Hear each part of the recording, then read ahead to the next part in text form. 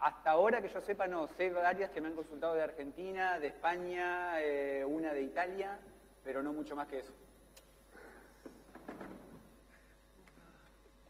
Bueno, el panel dice CISOs hackers. Podríamos pasar las preguntas, a ver si es el correcto y es solamente ese error.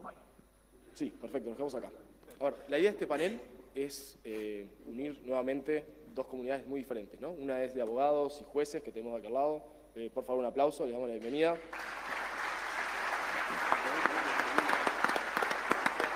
Por este otro lado tenemos al equipo de hackers que va a estar dando también su visión, así que también un aplauso para ellos. Ahora, la idea de este panel es también recorrer una serie de preguntas, muchos temas que quedaron tal vez del panel de ayer, como para poder discutir y seguir avanzando. Obviamente este tema podría durar toda la semana, así vamos a tratar de resumir todo esto en 20-30 minutos. La idea es que cada uno pueda dar su visión, explicar lo que le parece con los temas. Vamos a empezar con uno de los temas que tal vez quedó colgado de ayer, que es una técnicos, que era si es un delito escanear puertas, ¿no? Y también si es un delito escanear vulnerabilidades, que fue un poco lo que terminó el panel de ayer de discusión entre CISOs y hackers, ¿bien? Como que nos detuvimos en esa parte de cuando empezamos a hablar de los temas legales.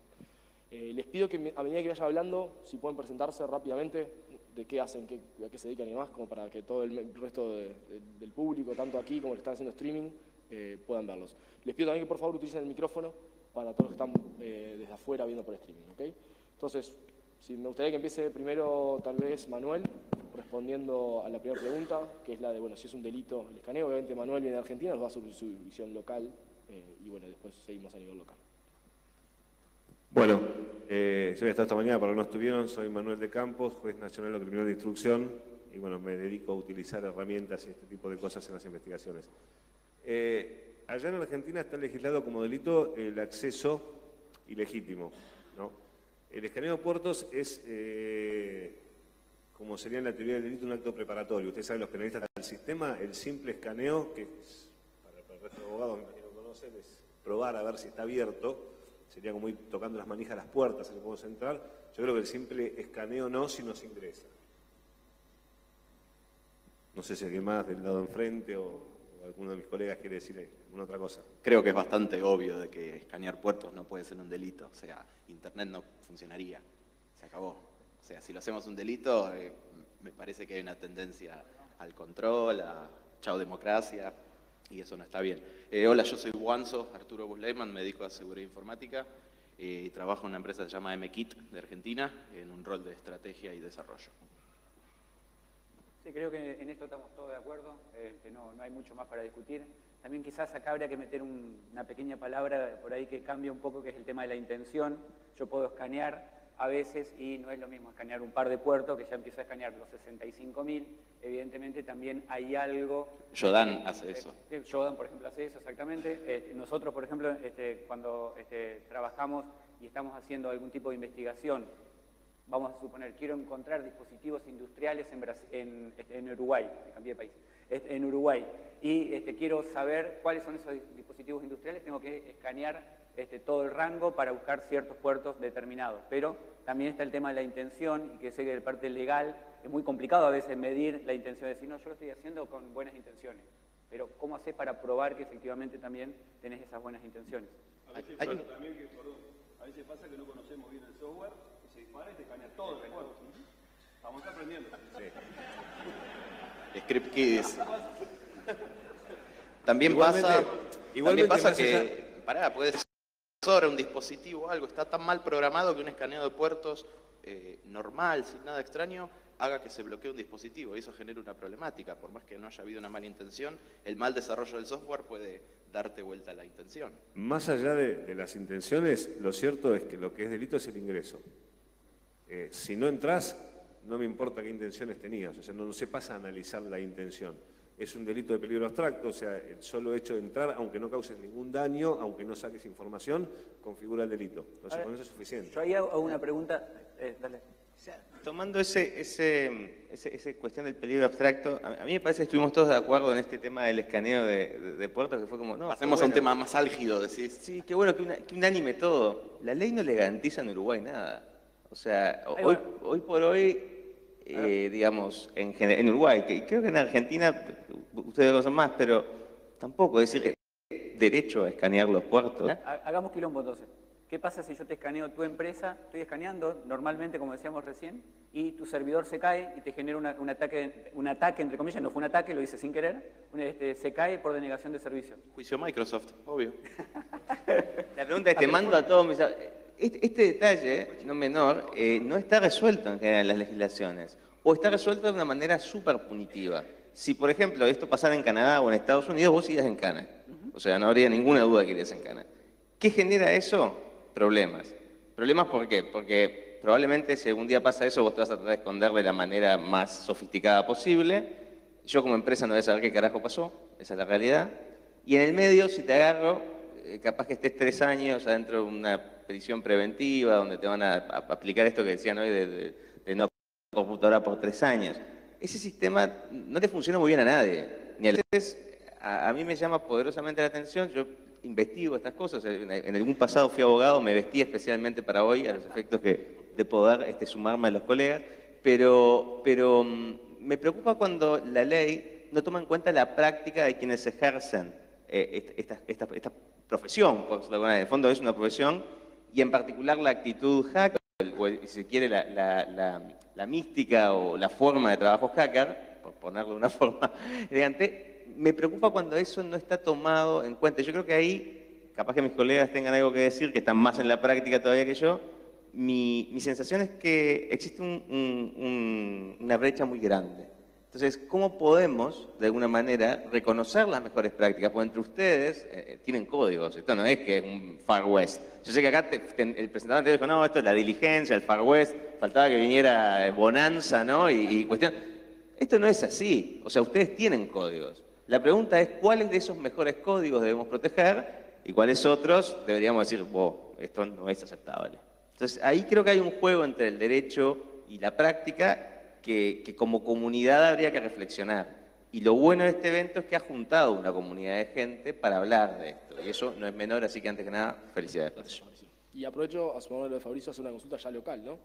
¿Qué pasa si llega a juicio un tema de un delito de escaneo de puertos? ¿Cómo sería el proceso y qué tipo de reacción generaría a nivel judicial? Bueno, buen día. Buenas por la invitación, Sara. En nuestro país, realmente, desde la parte de vista jurisprudencial, estamos bastante lejos. Hay pocos casos de investigaciones que lleguen a la justicia, más, por ejemplo, como los casos que estaban mencionando de empresas, sí suceden. Lamentablemente nosotros no tenemos normas específicas en materia de delitos, recién se está trabajando y eso genera muchos problemas porque, obviamente, si no tenemos una norma que establezca un delito, no podemos sancionar a la persona ni llegar a hacer ninguna investigación porque no hay delito para investigar. Lo que sí, obviamente, podrá determinarse por la vía civil. Entonces, ¿el problema que se genera cuál es? Bueno, sí, hay un hecho que la empresa se vio afectada, ¿verdad? Pero claro, como no hay delito, la policía tampoco puede investigar, entonces muchas veces tiene que contratar o servirse de un perito o contratar ellos sus propios técnicos para investigar cómo fue que sucedió el robo. Bueno, si hubiera un robo de información, bueno, todavía podría pensarse si encuadraría acá en algún delito, pero no son cosas que se vean lamentablemente en los juzgados, y no es porque no sucedan, sino porque tenemos una carencia bastante importante de normas en ese tema. Ahora, tenemos la pregunta 2, que viene para el lado de los hackers, que dice si una IP es suficiente para definir un culpable. Entonces, No. Esperen, no se apure. Déjalo hablar. Avanzo. Ya lo hablamos. No hay nada para decir. No, el tema es, estamos hablando de transformar esto, que haya leyes, que por ejemplo puedan hacer persecución por un IP y demás. En caso de que esto fuera una ley, que escanear puertos fuera algo ilegal, alguien escanea puertos, define un IP de origen, quiero que explique un poco al público y al lado de los abogados qué tan fácil es cambiar esa IP, ocultarla, etc. O usarla de cualquier otro. O O sea, una IP solamente una IP. Colgarte la del vecino. O la del vecino, o la de tu empresa, o la del mismo abogado. Colguémonos de las IPs de justicia, que justicia se ataca a sí mismo. Cuento un caso de phishing investigado en Argentina. Cayeron en Entre Ríos, que está acá cerquita, enfrente de Uruguay. Durante bastante tiempo la policía estuvo investigando un fisher que hacía bastante fraude en Argentina. Hasta que en un momento detectaron la IP. Y le cayeron a una pobre viejita de 80 años que tenía el Wi-Fi abierto. Y lo que hacía después determinaron la forma de actuar, lo que hacía el tipo era viajar por distintos lugares, se estacionaba enfrente de un Wi-Fi abierto, mandaba los phishing, o sea, entraba al sitio, mandaba los phishing, después se iba a otro lugar. Entonces, cuando determinaron la IP, esa IP en particular no tenía absolutamente nada que ver. Entonces, más allá de que todos estamos de acuerdo que la IP no es un dato, que obviamente es un dato que sirve, pero no es algo que suma, que esa suma, es la diferencia. exactamente, Sí. Pero no algo que define una investigación. También se puede afectar a personas que no tienen nada que ver simplemente porque esa persona no sabía que tenía que poner un Wi-Fi cerrado. Entonces, también es importante a veces que podemos estar afectando a un montón de inocentes simplemente por tomar una IP como un dato definitorio de una investigación. Como el geoposicionamiento también. ¿Cuántas veces pasó? Un punto de inicio para una investigación. ¿Es un debate para todos o para ellos 4 solos? No. Manuel, ¿Podemos decir algo? Respuesta, contale a ellos. Ahí está. Nosotros ya estamos de acuerdo, ya nos pusimos de acuerdo nosotros. Una cosita nomás. por favor, Manuel, tu punto de vista sobre el tema. Coincido con ellos. Coincido hasta no exageremos a que tampoco se usa para esa viejita, bueno, mala suerte. Pero obviamente la IP no es suficiente para definir. Por ejemplo, y esto por ahí lo vas a dar más vos como juez, se toma la patente de un auto que atropelló y mató a alguien y no se sabe quién lo manejaba. Va a haber un registro de ese auto nombre de una persona. Eso no quiere decir que esa persona manejara, pero sí es un primer indicio para empezar a apuntar la investigación hacia alguien. Ahí tendrían que haber completado con otro tipo de tareas para determinar si efectivamente esa pobre mujer, investigar desde un punto de vista multidisciplinario con otras pruebas para complementar esa e ir afinando la puntería. Desde el lado de sistemas, no de la parte legal, nosotros también, una IP o un dato nos va sumando para una investigación de cualquier tipo, es totalmente análogo, sea de lo legal, sea de lo técnico, sea de lo que sea.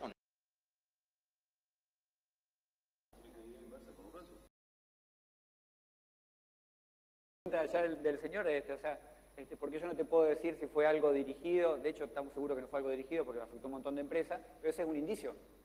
Capaz que mañana después detectamos algo particular dentro del ransom que nos indica otra cosa totalmente distinta o que confirma ese dato. Pero en principio, sin hacer un análisis profundo, y esto aplica a todo el ámbito de investigación siempre, es imposible decir que con un dato te confirma algo. Vamos, entonces. Nos pusimos todos de acuerdo. ¿Podemos debatir un poco?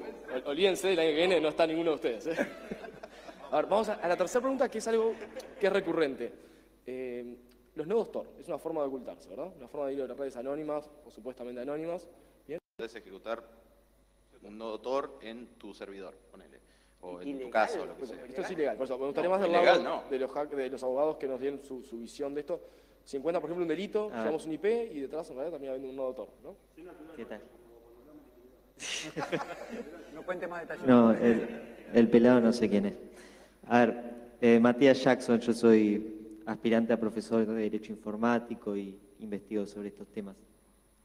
A ver, pensemos que Tor, cuando navegamos en Tor muchas veces nos hacen sentir como que estamos haciendo algo mal, como que ahí vamos a encontrar todo lo que es lo oscuro, lo prohibido, todo pasa por ahí. Y creo que el concepto tiene que ser al revés. Tor nos permite ejercer nuestro derecho que nos han quitado en cierta manera de navegar ese nodo Tor. ¿Es ilegal? Bueno, podría darse que una cláusula, como decían del otro lado, una cláusula con nuestro proveedor de servicio de acceso nos prohibiera instalar. Hay que ver hasta qué punto esa cláusula es, digamos, leonina o no, porque podría atentar contra el derecho a la persona mismo de hacer el uso que quiera de la conexión que el proveedor le da, por lo cual la cláusula podría ser anulada. No existe tampoco una norma que nos prohíba tener el nodo. Ahí voy un poco, Manuel. Sí, una aclaración con respecto a esto. El tema no es ilegal tener el nodo, puede ser ilegal el uso que se le dé, pero eso es como un dron, por ejemplo. Está el dron que viene con el desfibrilador y salva una vida, y está el dron que es dealer y lleva droga. Ya pasa más, si cometés un delito que pasa por ahí, entonces sí. Y si vos sos el titular del nodo y por ahí se comete un delito, aunque eso no te determine exclusivamente como el tema del IP, que fuiste vos, vas a estar en un problema y vas a tener que responder sobre eso. Bueno, de tu experiencia, por ejemplo, si llegás a una investigación a detectar que hay un nodo del cual sale, por ejemplo, pornografía infantil o que sale temas de drogas o de narcotráfico, ¿verdad? Me sigue faltando el quién. O sea, sé que pasó por ese nodo. Eso va a ser un indicio para empezar a investigar y para empezar a rastrear quién fue. Y eso se complementa con otro tipo de pruebas. El dueño del nodo va a ser investigado seguro. Va a ser parte de la investigación seguro. Seguro va a ser parte de la investigación. Creo que los cuales estamos de acuerdo con lo que estamos hablando fuera del micrófono. Cuando hay un tema de pornografía infantil, sobre todo, pienso que el mismo sistema, como decía hoy Matías, los códigos que se manejan, creo que nosotros mismos nos encargamos de una forma u otra de alertar o de apoyarnos entre nosotros para que no se trabaje en esa área o ese nodo no esté tan activo en esa cosa puntual. En el resto, cada uno tiene su perspectiva. Yo quiero decir una cosa que nos quedó hoy colgado, que hablábamos ahora con los chicos. Al hombre siempre se lo utilizó por hackear, ¿no? Un ejemplo, Edison con Tesla. Tesla trabajaba para Edison, pero Edison, con el tema de la corriente, la bombita, la luz, lo que nos ilumina ahora, él quería corriente continua. Y le pagaba a Tesla para que le arreglara los servidores, lo que serían ahora los servidores. El tipo no estaba de acuerdo. Él decía que había corriente alterna, que solamente lo que él le ofrecía era para 800 metros a la redonda. Al tipo le pagaban por hackear. Entonces, en algunas ocasiones, creo que el conocimiento se paga cuando es por un bien económico muy grande para grandes corporaciones. Cuando se trabaja en silencio o cuando se trabaja con pequeños grupos, es cuando a veces se nos marca. Y estamos investigando. La única forma de investigar es hacer un escaneo. La única forma de investigar es juntarnos y tratar de leer algo en común. En ese caso lo orientamos nosotros, sin la maldad. Una cosa más que aparece con Tor, se marca mucho y también aplica lo otro del Access. La tecnología es una herramienta, ¿sí? No podemos demonizar la tecnología. Yo lo mismo digo, el mismo ejemplo lo pongo siempre. Yo un cuchillo lo puedo agarrar, puede ser muy útil para cortar carne para un carnicero, pero también lo puedo usar para matar a una persona. Entonces, demonizar el cuchillo simplemente porque un tipo, uno, lo utilizó para matar a una persona es una locura. Entonces, tenemos que tratar de, con Tor pasa, con los Wi-Fi, con cientos de tecnología, con la energía pasaba, tratar de no demonizar la tecnología y que la tecnología es una herramienta para lo que nosotros hacemos hoy. Todo lo demás después es demonización de algo que a nosotros nos sirve en el día a día. El ejemplo que toda charla que empieza... Fabricio quería decir algo. Perdón, no te vi. Fabricio Matías. Para reaccionar a eso, y cortito, en realidad esto de la ilegalidad o no, hoy en Uruguay lo que no está prohibido está permitido, y en líneas generales la Constitución de la República específicamente te dejaría tener un nodo Tor acá. La cuestión de fondo es que Tor, como otras tecnologías, soportan de alguna manera ciertas garantías individuales, tales como la privacidad a la hora de navegar y tales como ciertos ejercicios de la libertad de expresión.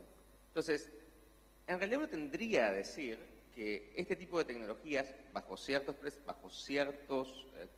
supuestos, deberían en el fondo estar protegidas y promovidas. Es decir, yo lo que necesito es que en la medida que una nueva generación está siendo socializada en el uso de las tecnologías, digo, los chicos todavía tan Saibal están cumpliendo 10 años, hay una generación entera que viene básicamente hackeando sus computadoras hace 10 años, bueno, esa gente tiene que tener un mínimo de protección. Y tal vez mi abuelita, la señora de 80 años, también, lo que pasa es que a ella le está llegando un poco tarde toda la ola, ¿verdad? Entonces, de alguna forma estas tecnologías no pueden ser demonizadas, deben ser protegidas, pero hoy la ley no te garantiza nada de eso. Así como tampoco te garantiza ni te deja proceder o te puede llegar a complicar cuando vos dentro de un nodo Tor estás albergando a un pornógrafo o soportando o ayudando a la distribución de pornografía infantil a través de la red. ¿Cómo controlo yo eso? Bueno, podrán haber medios técnicos, sí, tal y cual. En el fondo se reduce siempre a un tema de la comunidad de práctica. Es decir, que es algo que nosotros en la investigación siempre vemos. Es decir, yo puedo tratar de legislar, poner la peor legislación draconiana, 20 años, preso, etcétera, pero en el fondo, siempre en el fondo, es la comunidad de práctica la que alerta sobre esto. Entonces, de vuelta, ¿cómo pensamos regulación que, por un lado, permita a nuestra ciudadanía estar protegida, pero por otro, de alguna manera también permita que estas denuncias fluyan hacia su control natural, que es el Poder Judicial. Es decir, y eso hay que aceitarlo de alguna manera. Así como está, no funciona.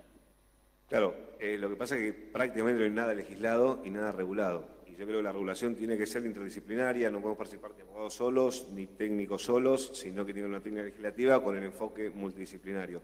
Pero quiero hacer una evaluación cortita de Tor antes de pasar a la otra, porque veo que se nos va un poco el tiempo.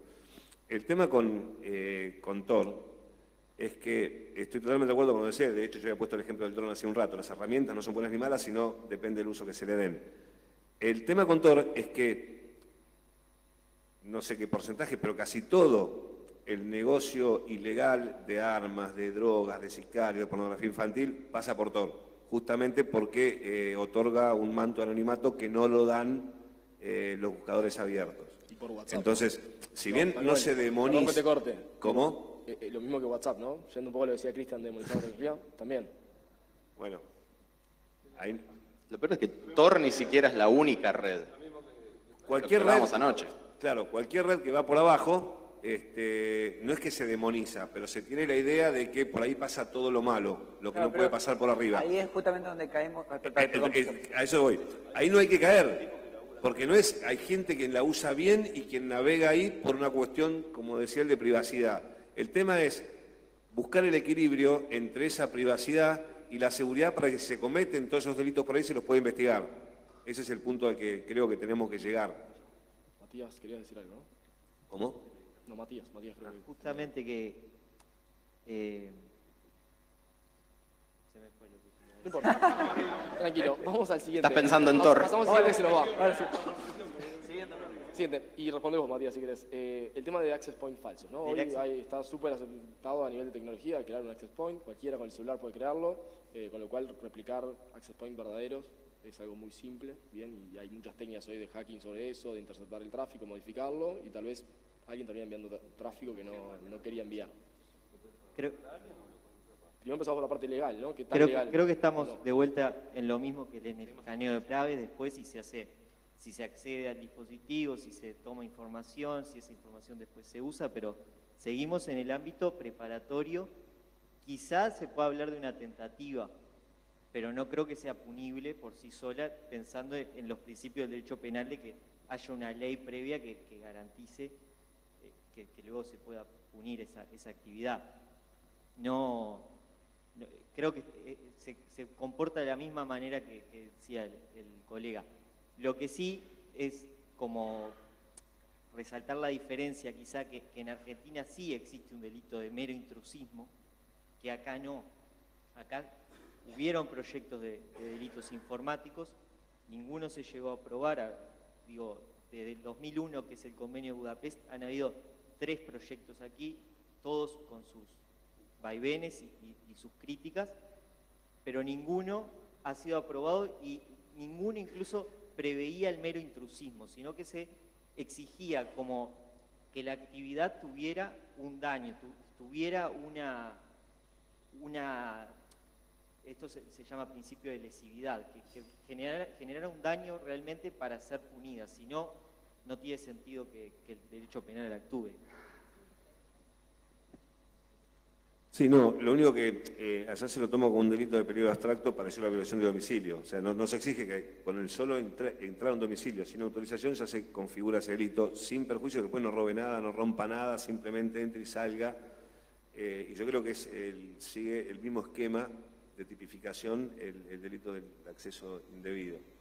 O sea, si no hay acceso, no hay delito. Por más que a lo mejor la finalidad del access point Wi-Fi falso es para entrar, pero mientras no se entre, mientras no se estás, Manuel, te aprovecho. ¿Eh?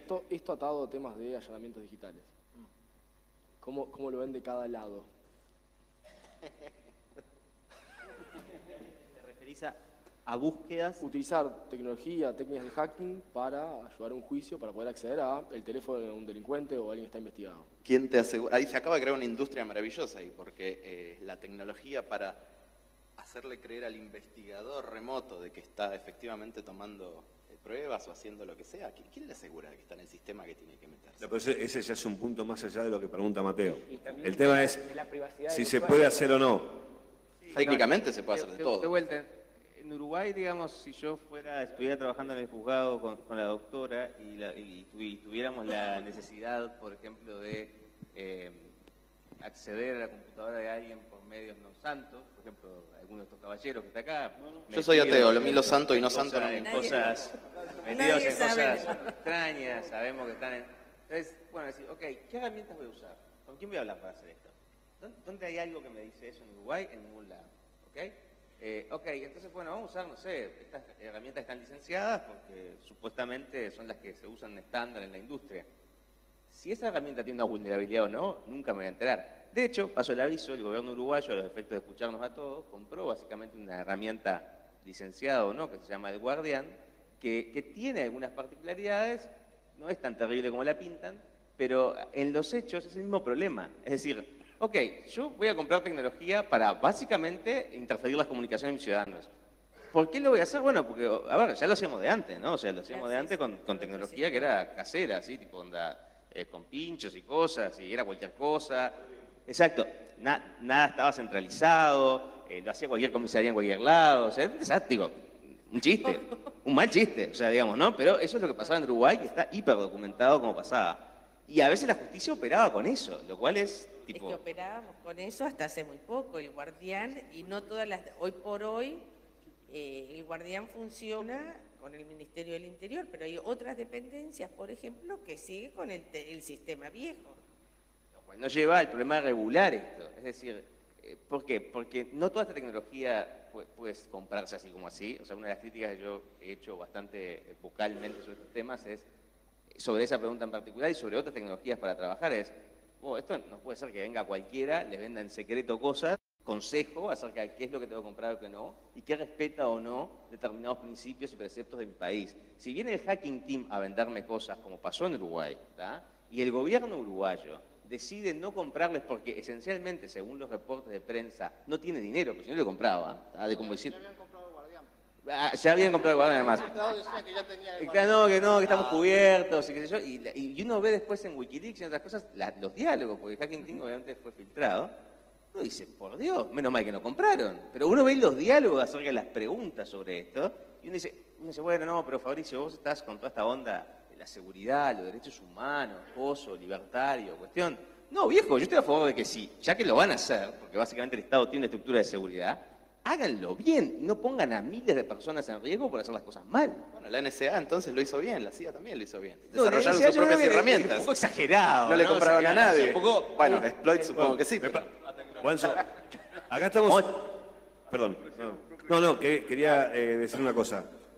Acá estamos tratando el tema en abstracto, ¿no? En abstracto coincido totalmente. En concreto, yo creo que si un juez tiene la facultad de ordenar un allanamiento en una casa, o sea, es una garantía de las más importantes, la de la intimidad, y sin embargo, cuando está fundado, razonado, lo puede hacer, yo creo que el juez puede ordenar el acceso a un sistema, pero tiene que ser con orden de juez, cumpliendo determinadas garantías, siendo razonable y relativo a la investigación, y además, no con cualquier soft, sino con alguno que me acredite la trazabilidad. O sea, un sistema de auditoría para que me determine que si el que yo le ordené que entrara, se puso a ver la foto de las vacaciones del imputado, yo lo pueda sancionar adecuadamente y obviamente va a traer la invalidez del proceso. Pero entonces, acotado orden de juez, con las razones y fundamentos, en recuerdo de la garantía, yo creo que es una herramienta de investigación válida y que se puede utilizar. Para mí, las herramientas esas deberían ser de código abierto y punto. O sea, no debería ser un producto cerrado que no sabes qué tiene, ni qué está mal, ni qué está bien. Coincido, pero sí tiene que asegurar la trazabilidad. Porque tiene que ser auditable, tiene que tener todo eso. Exacto. Justamente en Italia, en febrero, presentaron un proyecto de ley regulando específicamente el procedimiento para llevar a cabo lo que se llama hacking gubernamental, que establece todas esas garantías de trazabilidad, de cómo se va a guardar la información, quién va a tener acceso, qué es necesario, qué no. Una cosita simplemente. Aquí hay un tema importante, que es lo que hablábamos de tecnología. Cuando se compra tecnología a una empresa privada, para temas gubernamentales, muchas veces es lo que estamos hablando. Se puede filtrar muchísima información, como se ha filtrado en el caso de Hacking Team. Hay dos opciones, entonces, o hacemos nosotros nuestra propia tecnología para espionaje o para determinadas intervenciones, o la compramos. Por aquí estaban diciendo de código abierto, pero la de código abierto también se puede anular. Es decir, si yo saco un 0 de ahí y lo pongo código abierto, mañana no tiene sentido, no tiene utilidad. Ahí está el tema. El riesgo de los gobiernos a la hora de confiar en corporaciones, sobre todo que son de otros países. Y ahí hay un debate enorme. Simplemente esa acotación. No, lo que yo quería comentarles es que me parece importante el tema de la trazabilidad, porque esa prueba, a veces no nos basta tener la información. Es decir, no, es importante saber qué es lo que obtenemos, cómo, pero esa prueba tenemos que mantenerla en un juicio. Y si esa prueba, que es a veces la fundamental, después cae todo el procedimiento. Entonces, a veces por un error, por un descuido de no haber mantenido esa trazabilidad, esa cadena de custodia, cae todo el proceso y un descuido, a veces parece, bueno, está en el apuro, voy, saco, no sé qué, después la presento ante el juzgado, nosotros en la etapa de presumario, ahora que en el turno y después quizás cuando tengamos el nuevo código con la audiencia de formalización. Cae esa prueba y cae después todo el resto y la confianza que tenemos con la unidad que está trabajando. Entonces, mantener la trazabilidad de la prueba, aun cuando digamos, bueno, sí, funcionó esto y lo obtuvimos de así. No, hay que obtenerlo y obtenerlo bien, porque después no sirve para nada. Y eso justamente cae todo el proceso y todo, a veces años y años trabajando en un minuto. La defensa, con toda la razón, puede hacer caer la prueba. Justamente yo iba a aclarar con respecto a eso, que muchas veces nosotros decimos, de hecho en Argentina se escucha mucho, acá en Uruguay también lo escuché, no tenemos leyes o vivimos en un vacío legal. Yo sinceramente no coincido con eso. Yo creo que tenemos las leyes, de hecho en Argentina hay bastante buenas leyes, todavía faltan algunas más, pero hay bastante buenas leyes, pero nos falta la parte procesal. Es decir, ¿cómo hacemos el proceso para tomar la evidencia de forma adecuada, siguiendo todas las normas que se requiere para que después, cuando las presentemos en un juicio, una de esas pruebas no haya sido mal tomada? O sea, el famoso, te planteé una prueba y que nadie puede probar si es cierto o es mentira. De hecho, en Argentina varios se han escapado por ese pequeño jueguito de que me plantaron pruebas y yo no fui. Entonces, ese tipo de cosas también, por ejemplo, en Argentina ahora se está trabajando en tratar de tener un código procesal. Pero me parece que es importante la diferencia de mencionar entre no tenemos leyes y no hay nada, tenemos una ley pero no sabemos cómo hacer el proceso para seguir esa ley y hacerla cumplir. Mira, ahí yo quería aclarar una cosa. Iba a decir de que vos organizás un evento que tiene que ver con seguir mejorando los procesos y hacerlo y todo desde el núcleo. Obviamente, venimos con eso, pero yo quería hacer una aclaración por ahí un paso antes y justo con lo que dijiste vos. Cuando yo digo que el acceso está permitido con una orden de juez, no me refiero a espionaje gubernamental y con una empresa privada. O sea, me refiero a un caso concreto de investigación y no con una empresa privada, sino, y un poco adelantándome a la pregunta 6, a un hacker que esté en una fuerza de seguridad o que sea de los auxiliares de la justicia que están habilitados para que les encarguemos los trabajos. Y coincido un poco con lo que decía Cristian. En Argentina el Código Procesal es bastante viejo y no tiene esto, pero tiene un principio de libertad probatoria y tiene un artículo que a alguien se le ocurrió poner por ahí que dice que el juez, mientras no viole garantías constitucionales, puede utilizar cualquier ciencia, arte o técnica que sea útil para la investigación. Yo creo que si agarramos estas dos cosas, nos fijamos, como decía ella recién, que aseguremos la trazabilidad en causa concreta y fundada, podemos hacer esto. Y no con una empresa abierta que después pueda manejar esa información, sino con un hacker que sea fuerza de seguridad, que se requiera para investigar y que trabaje como auxiliar de la justicia. Lo que pasa es que a veces esa cadena entre la justicia y el técnico, el profesional, es cortada, porque hay alguien en el medio que es nombrado como oficial de caso. Esa persona va a interceder y es la que va a explicarle al juez. No tiene idea técnicamente lo que va a explicar.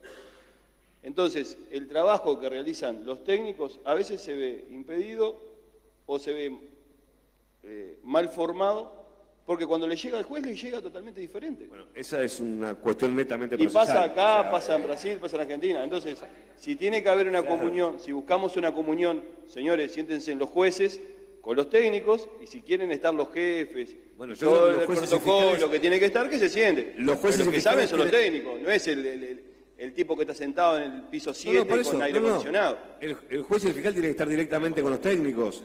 Es un trabajo en conjunto ese. Nosotros tenemos una experiencia muy diferente en ese aspecto. En Argentina, y no sé, con Manuel hace casi 10 años que nos conocemos, trabajamos juntos en diversos motivos, y de hecho logramos que jueces y fiscales empiecen a acercarse a la comunidad técnica, sepan qué pedirnos y nosotros entender cómo lo necesitan. Nosotros armamos una comunicación y cuando tenemos a alguien en el medio que nos está generando un problema, como somos una comunidad y nos comunicamos, nos pasamos el dato, che, acá está pasando esto, habla con tal. Y pasa, es humano, o sea, las soluciones tienen que venir desde la sociedad misma y la gente que son los actores que están en la misma, no violando ninguna ley ni haciendo nada, ¿no? Pero nosotros no tuvimos esa experiencia como vos la estás describiendo. Sí, hay un gap. No conmigo, aclaremos.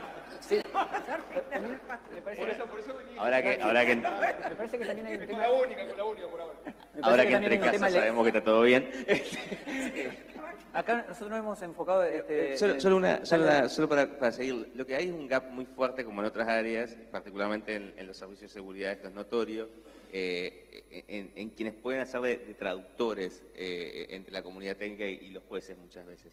Y eso requiere de un esfuerzo de capacitación grande, para el cual yo creo que en general el país no está del todo. Entonces puedan trabajar en algún sentido con mayor libertad a la hora de producir alguno de estos comportamientos y tener la asistencia técnica necesaria. Eso requiere cambios institucionales un poco pesados, pero de alguna manera es la única forma que yo veo para avanzar. Dicho eso, el problema de fondo sigue siendo que muchos de estos comportamientos hoy por hoy, al no estar regulados ni garantizados, operan ustedes en el limbo, básicamente. De vuelta, y eso no está bueno en líneas generales. O sea, tiene que haber una sensación de certeza, tanto para los operadores judiciales como para los operadores técnicos, de que lo que están haciendo está bien. Y eso hoy no pasa, y yo creo que justamente es lo que un poco tiene uno que atacar.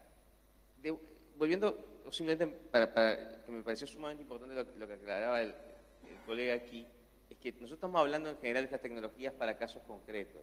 Lo que es el espionaje masivo, Snowden, gubernamental, etcétera, bueno, eso está por fuera de ley, digo, así, nomás. O sea, lo que hizo la NSA en el propio Estados Unidos, etcétera, es inconstitucional. O está legislado, por ejemplo, FISA en Estados Unidos, pero se la pasan por... Pero el problema de FISA y todo eso es que cualquier régimen constitucional liberal, democrático, etcétera, en Europa básicamente, menos en Inglaterra que tienen como un mundo aparte, digo, el resto de los europeos, te dirían que eso es, pero brutalmente inconstitucional. Los alemanes saldrían básicamente a las calles a ponerte barricadas, porque pensarían con toda la razón que eso es inconstitucional. Entonces, cuidado con eso, digo, a los efectos de distinguir un mundo del otro. Yo espero que en el caso uruguayo tengamos todos la suficiente cordura para, al igual que los alemanes y otros países con esa cabecita, decir, este tipo de comportamientos no deberían ser permitidos para ningún gobierno. Propongo para el siguiente evento, para el Charrúa 2018, lo mismo, del panel, pero con legisladores, con diputados y senadores. ¿Por qué? No nos vamos más, no es un panel, no. Yo no apoyo la idea. Y aparte, y armar un panel que no estén todos de acuerdo, ¿no? O sea... Sí, cuento un caso, 30 segundos, que nos pasó. Nosotros en Argentina hace un par de años presentamos 2 leyes, una por suplantación de identidad, que en Argentina hay mucho con un abogado, yo sumé un poco a la parte técnica, no mucho más que eso, y avanzó lo suficiente, los 2 proyectos de ley avanzaron lo suficiente para ir a defenderlo a la Cámara de Senadores. ¿Saben cuál fue la primera pregunta que nos hizo uno de los senadores? ¿Para qué presentan esto ustedes? ¿Dónde hay phishing?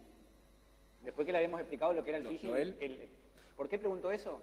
Bueno, intentamos decir, mirá, no hay estadísticas, hay un problema de la cifra negra, que no se denuncian, etcétera, pero no sale en ningún diario eso. Y ayer Carlos demostró... Ya está. Con eso nos mató, pues sí, ¿verdad? No sale en ningún diario, pero ¿por qué? Exactamente. ¿Qué pasa? Cuando vas a defender este tipo de cosas delante de los legisladores, que son de última, los que tienen que terminar avanzando sobre esto, te hacen preguntas de, no salió en el diario, yo no lo voy a tratar. ¿Sí? Entonces, ese tipo de cosas también está bueno, es decir, traemos legisladores acá y les mostramos que todo lo que estamos contando es cierto, que no lo vimos en Duro de Matar 4, y que nos van a pagar mañana la red de energía porque a nosotros 8 que estamos acá se nos ocurrió. Cris, me comprometo a conseguir un legislador para el 2018. ¿Vale? Bien. Bueno, vamos a la última pregunta. Ya creo que las últimas 2 las tratamos relativamente, pero hay un tema de investigación que es el usar fuentes abiertas, ¿no? O sea, utilizar técnicas con OSINT, herramientas OSINT, etcétera. Y ahí, por un lado, me gustaría que el lado hacker nos diga las vulnerabilidades que pueden tener las fuentes abiertas y del lado más de los abogados que nos cuenten un poco cómo se utiliza esto en la investigación criminal, ¿no? Y qué tan válido puede ser una fuente abierta. Utilizan también los criminales, hacker no es criminal, forman un ladrón de bancos. La cuestión es que si los mismos atacantes o los investigadores utilizan esas fuentes y obtienen objetivos válidos, información útil y todo, no podemos rechazarlo para el uso opuesto. análogamente en forma técnica, ya está, es una fuente de datos y después si es confiable o no.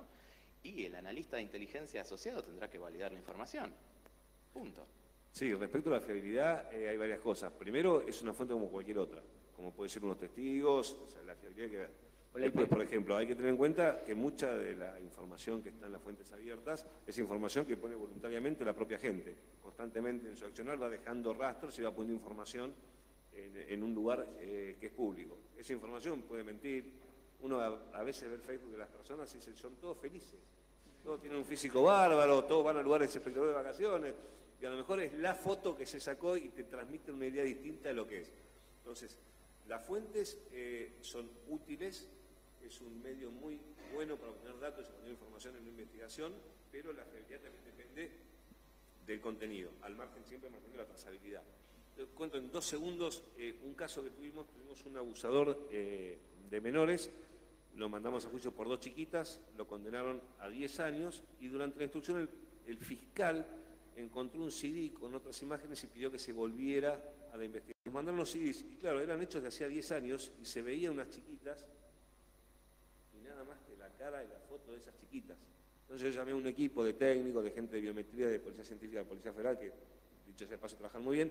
Dije, mire, yo tengo que ubicar a estas chicas para que me insten la acción y para que me digan, sí, era yo y poder avanzar con estos hechos. Y empezaron a buscar en internet, en Facebook, asociación con sistemas biométricos de identificación de rostros, y llegamos a las 7 chiquitas que nos faltaban. Tardó, pero gracias a eso se llegó y se lo pudo procesar por todos los otros hechos y mandar a juicio. O sea, exclusivamente o sin. ¿Es fiable? Y puede servir. O sea, es muy útil. O sea, no es un 100%, no es un resultado de una huella de ADN o una huella dactilar. Esa es opinión. La realidad funciona en capas. De la misma manera que la ciberseguridad funciona en capas y no hay un producto que te solucione todos los problemas, qué suerte porque comprar productos es feo. Estamos del lado hacker hoy acá. No. Software libre, mira. Me hiciste perder. Qué fácil te perdés, capas. Sigue siendo el mismo concepto, todo tiene que sumar para llegar a algo. O sea, no existen los absolutos y menos en la ley, ¿o sí? De hecho, acá los jueces en las sentencias muchas veces citan Wikipedia, fuentes que quizá tienen menos fiabilidad que lo que estamos hablando acá, ¿no? Pero que juntan mucha plata con sus campañas, Wikipedia, etc. Eso es otra. Ahí también hay que analizar la legalidad de la obtención de esa información que está publicada. Pero bueno. Y la fiabilidad, no, pero fiabilidad digo como argumento, sí, también.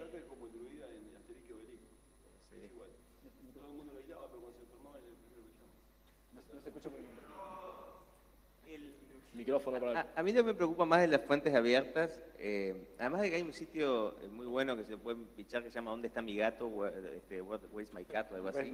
Ahí va, que es brillante porque el sitio les muestra un montón de gatos por todo el mundo, que son sus dueños básicamente subiendo esta información que es referenciada. Y bueno, amén de esa digresión, lo que me preocupa un poco es que hay varios gobiernos y varias autoridades públicas que, a diferencia de este caso que planteaba él, se han votado, ok, yo tengo un objetivo claro, voy a usar medios proporcionales a los efectos de llegar a este objetivo para lograr esto.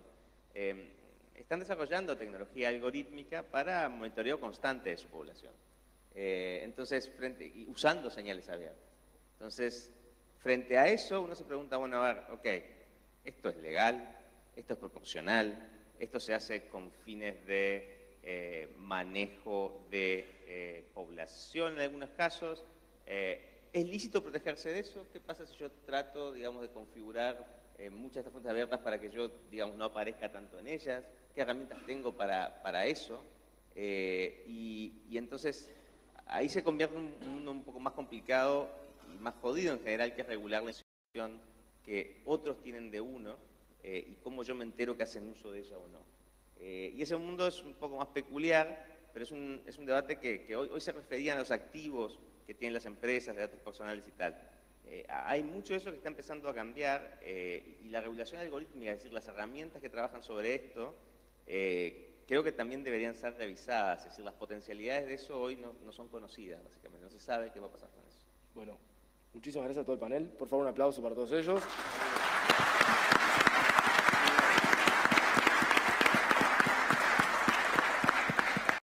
Bueno, cortamos ahora para almorzar. 12 en punto, empezamos con la siguiente charla de explorando